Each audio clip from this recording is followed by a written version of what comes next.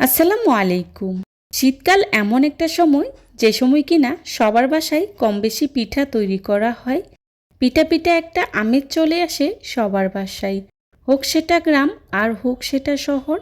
শীতকালের অন্যতম একটি পিঠা হলো ভাপা পিঠা। শীতের সময় আমরা কম বেশি সবার বাসায় একবার হলেও এই পিঠাটা তৈরি করে থাকি। কিভাবে পারফেক্টভাবে নরম তুলতুলে ভাপা পিঠা তৈরি করবেন সেই রেসিপিটাই আজকে আপনাদের সাথে শেয়ার করব। আশা করছি আপনাদের কাছে ভালো লাগবে। যদি ভালো লাগে তাহলে একটি লাইক দিয়ে পুরো ভিডিও জুড়ে আমার পাশেই থাকবেন প্লিজ। আজকের ভাপা পিঠা তৈরি করার জন্যে আমি এখানে নিয়েছি 1 কেজি পরিমাণে চালের গুঁড়া। পরিমাণ মতো লবণ দিয়ে খুব ভালো করেই মাখিয়ে নিয়েছি। এই পর্যায়ে অল্প অল্প করে পানি দিয়ে এভাবে মাখিয়ে নেব। দেখতে পাচ্ছেন আমি কিভাবে অল্প অল্প করে পানি দিয়ে মাখিয়ে নিচ্ছি। আর এভাবে অল্প অল্প করে পানি দিয়েই মাখিয়ে নিতে হবে, একবারে বেশি করে পানি দেওয়া যাবে না। আমি অল্প অল্প করে পানি দিয়েই খুব ভালো করে মাখিয়ে নিচ্ছি। আর এই পিঠাতে পানির পরিমাণটা যদি কম হয় তাহলে কিন্তু পিঠাটা শক্ত হয়ে যায়। পারফেক্টভাবে যদি ময়ান করা হয় তাহলে পিঠাটা নরম তুলতুলে আর সফট হয়। আমি যেহেতু এখানে শুকনো চালের গুঁড়াটা ব্যবহার করেছি, তাই আমার এখানে পানির পরিমাণটা একটু বেশিই লেগেছে। আর আপনারা যদি ভেজা চালের গুঁড়াটা ব্যবহার করেন সেক্ষেত্রে পানির পরিমাণটা কিছুটা কম লাগতে পারে। মাখাতে মাখাতে একটা সময় দেখবেন এভাবে চালের গুঁড়াটাকে মোটো করে নিলে ভেঙে যাচ্ছে না। আমি যদি ভেঙে দেই তাহলে এটা ভেঙে যাচ্ছে। তার মানে আমার চালের গুঁড়াটা মাখানো একদম পারফেক্ট হয়েছে। এখন চালের গুঁড়াগুলোকে আমি একটি চালনির সাহায্যে খুব ভালো করে চেলে নেব। দেখতেই পাচ্ছেন আমি এখানে একটি স্টিলের চালনি ব্যবহার করেছি। তবে আপনারা চাইলে প্লাস্টিকের যে চালনিগুলো থাকে সেগুলোও ব্যবহার করতে পারেন। তবে স্টিলের চালনির চেয়ে প্লাস্টিকের চালনিগুলো দিয়ে চেলে নিলে খুব দ্রুত চেলে নেওয়া যায়। এভাবে করে আমি সবগুলো চালের গুঁড়া চেলে নিয়েছি। দেখুন চালের গুঁড়াগুলো কতটা মসৃণ হয়েছে। আর দেখে নিশ্চয়ই বুঝতে পারছেন চালের গুঁড়াগুলো কতটা পারফেক্ট হয়েছে। এখন পিঠা তৈরি করার জন্যে আমি এখানে নিয়েছি খেজুর গুড়। এবার আমি একটি নাইফের সাহায্যে খেজুর গুড়গুলোকে কুচি করে কেটে নিচ্ছি। এভাবে কুচি করে কেটে নিলে পিঠাটা তৈরি করতে সহজ হয়। আমি এখানে খেজুর গুড়টা ব্যবহার করেছি, তবে আপনারা চাইলে আখের গুঁড়োও ব্যবহার করতে পারেন। তবে খেজুর গুড় দিয়ে পিঠাটা তৈরি করলে খেতে বেশি মজার হয়। এভাবে করেই আমি খেজুর গুড়টাকে কেটে নিয়েছি, তার সাথে নিয়েছি কুড়ানো নারকেল। এখন পিঠা তৈরি করার পালা।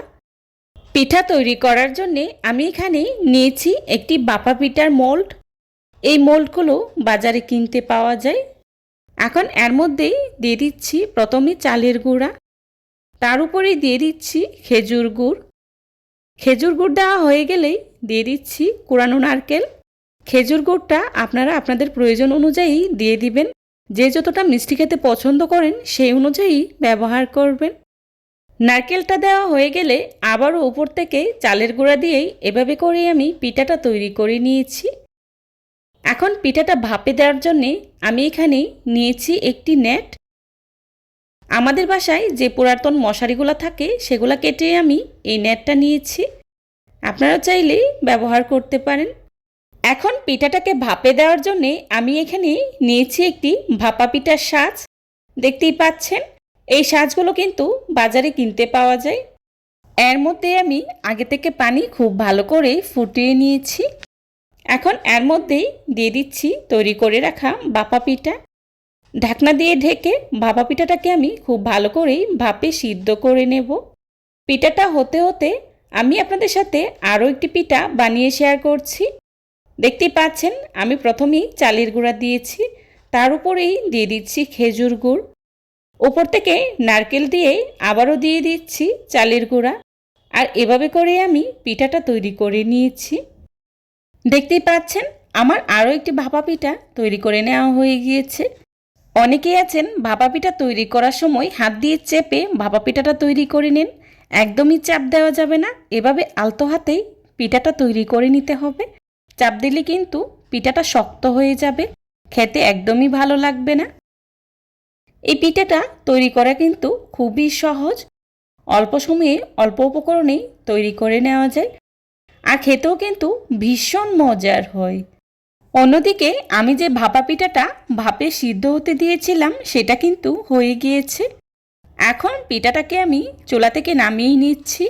পিঠাটা চুলা থেকে নামিয়ে আমি আরও একটি পিঠা দিয়ে দিচ্ছি, আর এভাবে করে আমি সবগুলো ভাপা পিঠা তৈরি করে নেব। ভাপা পিঠাগুলো সিদ্ধ হতে খুব একটা সময় লাগে না, অল্প সময়েই হয়ে যায়। আমার একটা পিঠা সিদ্ধ হতে প্রায় 2 থেকে 3 মিনিটের মতো সময় লেগেছে। দেখুন আমার পিঠাটা কতটা পারফেক্ট হয়েছে, আর দেখতেও কতটা লোভনীয় হয়েছে। সেমভাবে আমি সবগুলো পিঠা তৈরি করে নিয়েছি। এভাবে করে আপনারাও যদি আমার রেসিপিটা ফলো করে বাসায় ট্রাই করেন, আশা করছি আপনাদের পিঠাগুলোও পারফেক্ট হবে। চেষ্টা করেছি খুবই সহজভাবে আজকের এই রেসিপিটি আপনাদের সাথে শেয়ার করার জন্যে। আশা করছি আমার আজকের এই রেসিপিটি আপনাদের কাছে খুবই ভালো লাগবে। যদি ভালো লেগে থাকে তাহলে অবশ্যই লাইক, কমেন্ট, শেয়ার করতে ভুলবেন না। আপনাদের একটি লাইক এবং একটি কমেন্টস আমাদেরকে নতুন নতুন কন্টেন্ট তৈরি করতে অনেক উৎসাহিত করে। যারা এতক্ষণ ধৈর্য সহকারে আমার ভিডিওটি দেখেছেন তাদেরকে জানাই অসংখ্য ধন্যবাদ। এই ধরনের সব ঘরোয়া এবং মজার মজার রেসিপি পেতে আমার চ্যানেলটি ভিজিট করে আসবেন প্লিজ। রেসিপি ভালো লাগলে একবার হলেও বাসায় ট্রাই করবেন, আর কেমন হয়েছে আমাকে কমেন্টস করে জানাবেন। আমার পরবর্তী রেসিপি দেখার আমন্ত্রণ জানিয়ে আজকের মতো এখানেই বিদায় নিচ্ছি। সবাই ভালো থাকবেন, সুস্থ থাকবেন। আল্লাহ হাফিজ। আসসালামু আলাইকুম।